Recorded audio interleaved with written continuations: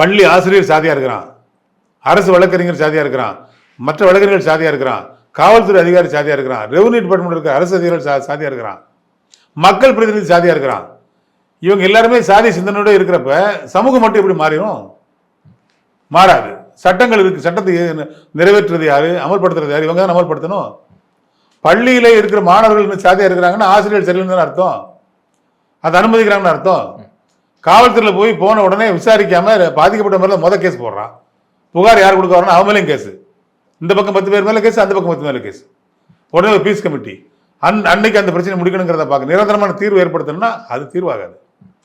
அப்போ எதிர்வினை ஆற்ற ஆரம்பிச்சாங்க அப்படின்னா இந்த சமூகத்து மக்களை 4 பேர் திரட்டி போய் அவங்களை வெட்ட ஆரம்பிச்சாங்கன்னா படுகொலைகள் தான் வரும்.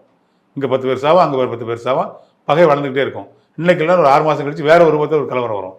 அதை அந்த சாதி இயக்கங்களாக அரசியல் இயக்கங்களாக மாறி இருக்கிற தலைவர்கள் இவங்களெல்லாம் ஊக்கப்படுத்துகிறாங்க. அதை கண்டறிந்து களையெடுக்க வேண்டிய தலையாய பொறுப்பு முதலமைச்சருக்கு இருக்குது. இந்த விஷயத்தில் முதலமைச்சர் கூடுதல் கவனம் செலுத்தாதது மிகப்பெரிய கண்டனத்துக்குரியது. விடுதலை சிறுத்தை கட்சி இதை வன்மையாக கண்டிக்கிறது.